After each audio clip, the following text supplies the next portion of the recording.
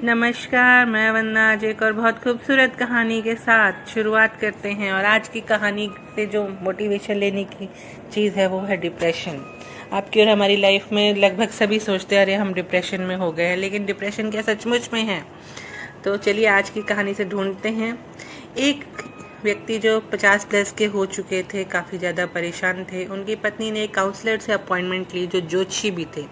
कहा कि ये भयंकर डिप्रेशन में है, कुंडली भी देखी और इनका कारण ढूंढिए कि क्यों ऐसा हो रहा है। ज्योतिषी जी ने कुंडली देखी और सब सही पाया।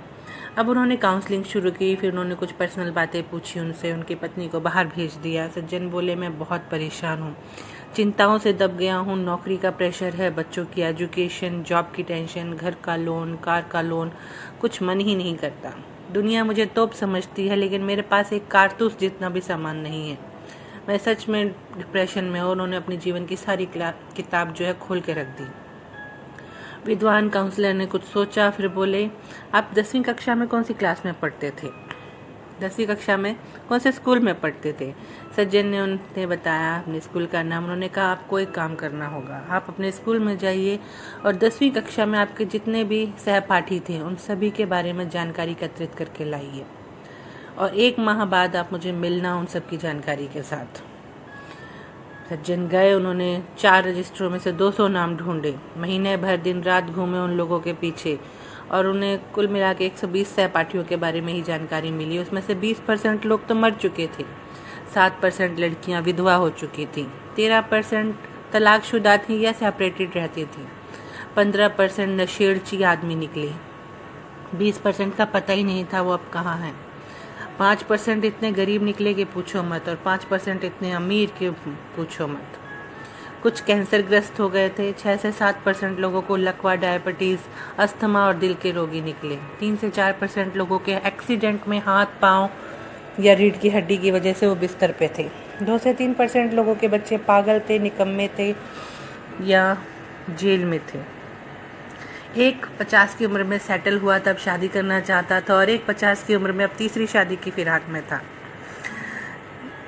कुल मिलाकर के उसके पास 10वीं के रजिस्टर से सारे भाग्य की व्यथा खुद सुना रहा था।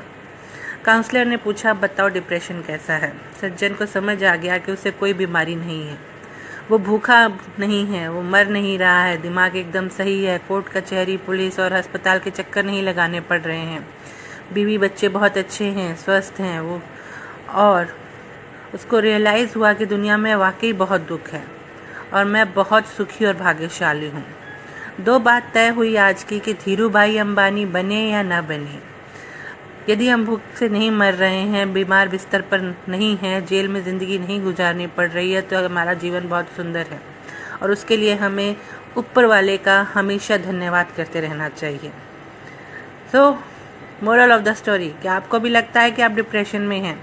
अगर आपको ऐसा लगता है तो अपनी ज़िंदगी में जब आपने शुरुआत करी थी उन साथियों के बारे में जानकारी प्राप्त कीजिए या 10वीं का कक्षा का रजिस्टर ले आए और उनके बारे में जानकारी प्राप्त करें। हो सकता है आप उनमें से बहुत लकी हों और आपका सारा डिप्रेशन चला जाएगा।